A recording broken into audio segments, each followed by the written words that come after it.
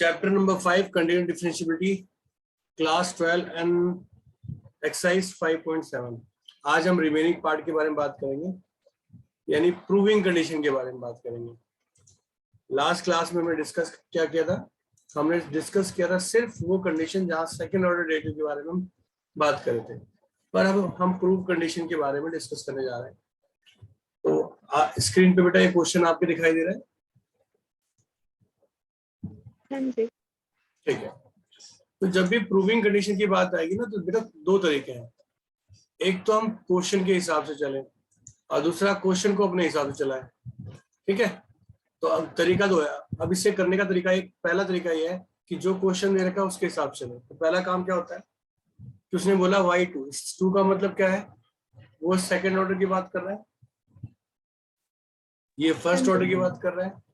Second order को किससे multiply करना कर रहा है? एक्स स्क्वायर से, और फर्स्ट ऑर्डर को एक्स से मल्टीप्लाई करना कर रहा है। ठीक है, ओके।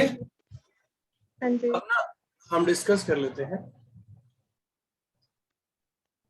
फर्स्ट। तो हम ऐसे करने के बजाय एक डायरेक्ट, जब भी लॉग या कोई ऐसा एंगल हो जो डायरेक्ट, मैं डायरेक्ट सिखा रहा हूँ, जब लॉग या कोई ऐसा एंगल हो जिसका डेरिवेटिव अपॉन में आता हो, तो उस क्वेश्चन को हम इस तरीके से ना करके हम कैसे करेंगे? हम करेंगे सीधा differentiation with respect to x we get. अगर हम डिफरेंशिएट करते हैं तो y1 -3 sine log x, and log x का क्या होगा? 1/x, 4 cos लॉग एक्स, और इसका 1/x हो जाएगा। एलसीएम लिया मैंने, x y1 -3 sine log x plus 4 cos log x. ठीक बेटा, अगेन डिफरेंशिएट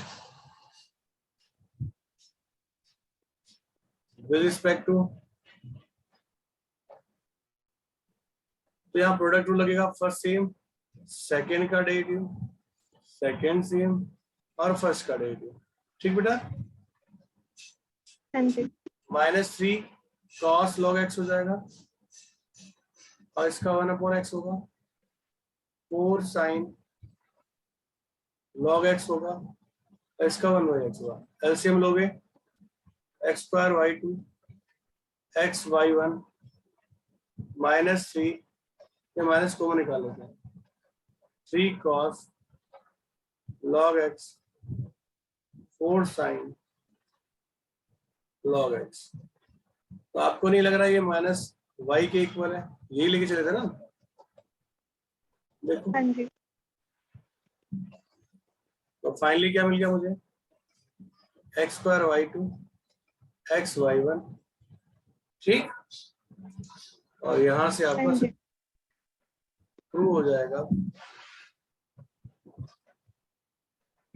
y2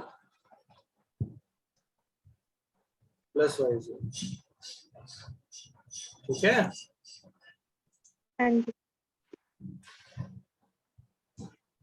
ये आपका आंसर आ गया। तो जब भी ऐसे क्वेश्चन हो तो आपने प्रूविंग कंडीशन का यूज करना है, प्रॉपर ऐसे सॉल्व करना है। ठीक है, अब सेम टाइप के क्वेश्चंस को पहले हम फॉलो करेंगे, और मैं देखूंगा कि आप कैसे कर पा रही हैं क्वेश्चनों को। आपके स्क्रीन पे एक क्वेश्चन है बेटा, नाउ प्लीज ट्राई इट।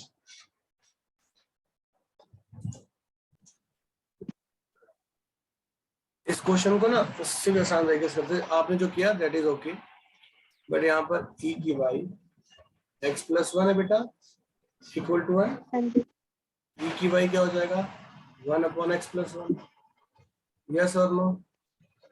अब मैं इसका डिफरेंशिएशन करता हूँ, तो डिफरेंशिएशन करने पे क्या मिलेगा? Differentiation with respect to x we get e की y d/dx -1/x + 1 का whole square.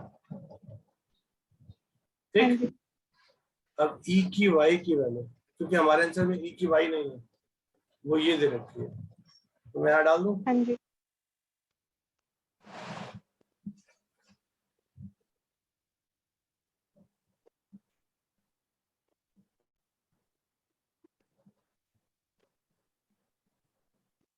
dy by dx।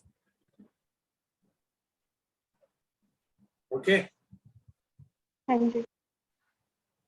एक पार्ट तो इसी का डेरिवेटिव करते हैं डबल, तो क्या हो जाएगा, -1 तो था ही, फिर से करूंगा तो -1 अपॉन x प्लस 1 का होल स्क्वायर, तो फाइनली 1 अपॉन x प्लस 1 का होल स्क्वायर। अब उसने मुझसे कहा हाँ जी। कि मेरा स्क्वायर जो है ना, ये डबल डेरिवेटिव जो है वो स्क्वायर के इक्वल होना चाहिए। हाँ जी। आप यहाँ से क्या कर सकती हैं, dy dx का होल स्क्वायर करेंगे, ये पॉजिटिव नहीं हो जाएगा, हाँ जी। Hence prove. हाँ जी। ठीक है, ओके। आप वहां से डायरेक्ट कर सकते हो। ओके। ठीक, चलो अगले क्वेश्चन की ओर बढ़ते हैं। देखो अगला जो क्वेश्चन है वो थोड़ा सा और ट्विस्टेड है, यानी इसी टाइप का है और थोड़ा सा हल्का सा ट्विस्टेड हो रहा है। ओके।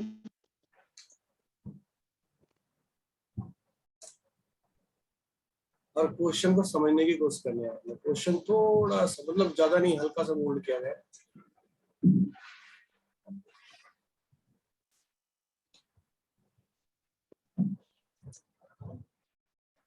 तो ये रहा आपका क्वेश्चन।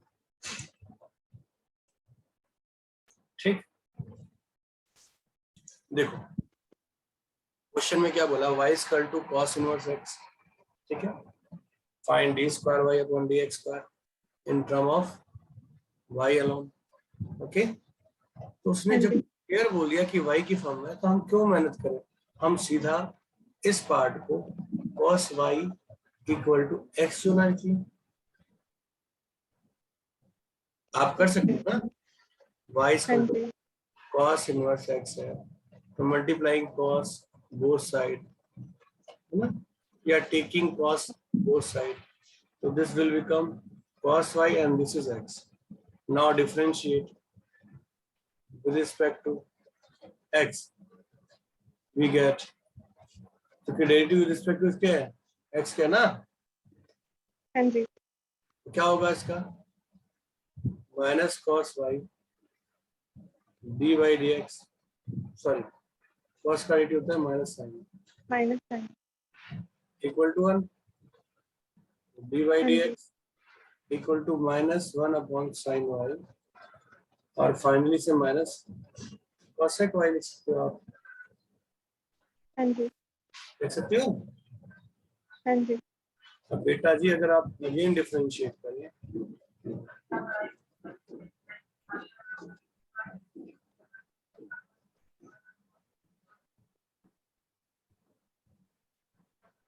d स्क्वायर y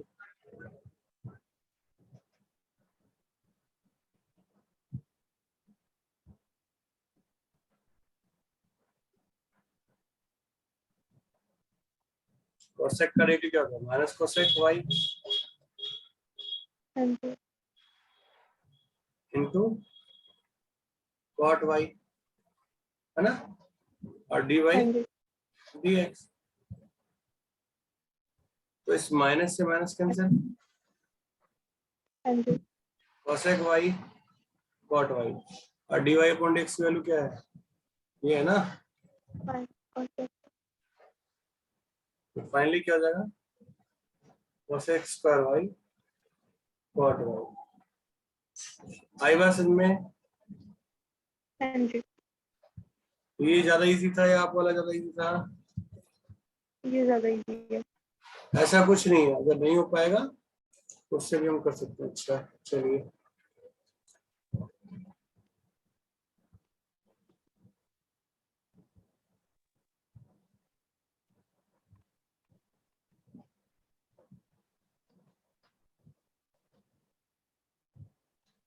एक सेकेंड,